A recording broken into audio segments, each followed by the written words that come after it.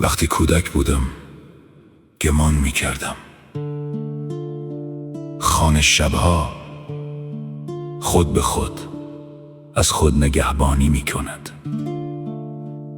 میز به هم ریخته، آرام آرام خود به خود مرتب می شود. سوپ سر داشته، دوباره گرما می گیرد، دکمه کندشته، باز به جای خود بر می گردد و پیشانی داغ تا سپیده دم خود به خود آرام می شود. کودک از کجا بداند مادر؟ در آن سوی ناپیدای شب زنی ذره ذره از خواب خود میزنند تا خانه را به صبح برساند. من این را دیر فهمیدم، نانی را که پیش رویم میگذاشتند میدیدم، اما سکوتی را که آن را آماده کرده بود نمیدیدم. زیر پتو بیدار می شدم بی آنکه بدانم. چند بار در تاریکی به سراغم آمدند. اگر جایی از تنم درد می گرفت خیال می کردم خود به خود خوب می شود، اما از دل فشردهایی که پیش از دل من درد می کشید خبر نداشتم. کودکی شاید همین است. آدم رنجی را که برای او برده‌اند جزئی از طبیعت زندگی میپندارد. بعد روزی میفهمد داستان هر انسان در سکوت مادرش آغاز میشود. بعد بزرگ شدم، دیدم هر چهره‌ای در این دنیا شبیه خانه نیست.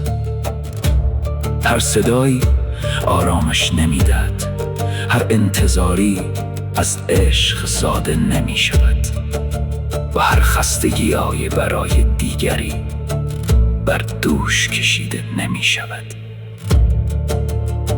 همان وقت بود که به تو برگشتم و دوباره نگاهت کردم و فهمیدم آنچه مرا بزرگ کرد سالها نبود، بلکه آن عمری بود که تو روز به روز از خودت کم کردی تا به من ببخشی.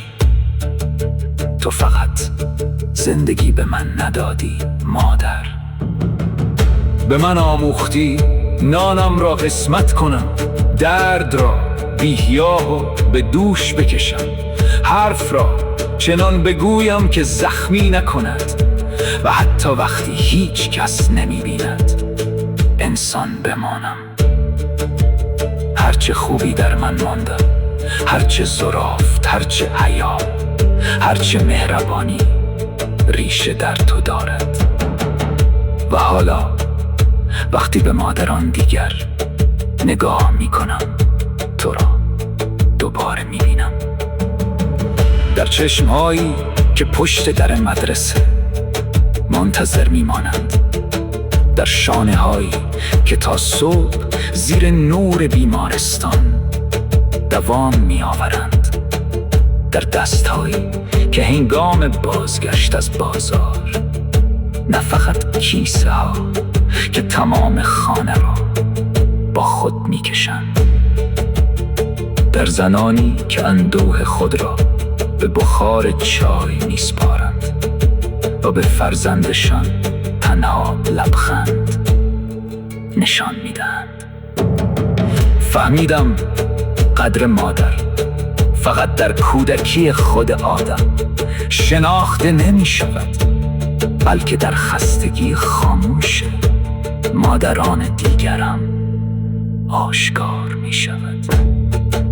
امروز دیگر فقط با عشق به تو نگاه نمی کنم، می بینم که چگونه یک عمر آرام آرام خرج می شود تا آینده کودکی ساخته شود.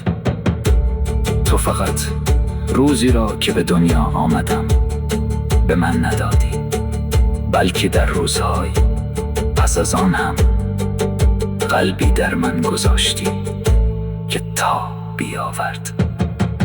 برای همین نام تو برای من فقط مادر نیست. تو گرمای نانی، تو گرمای خانهای، تو مهر صدایی، تو آن نخستین نوری که حتی وقتی تاریکی بیشتر می شود نمیگذارد دل انسان یک ذره خاموش شود. خوشا که هستی مادر. امروز به نام همه خوبی هایی که در زندگی من به جا گذاشتی به تو میگویم روز مادر مبارک.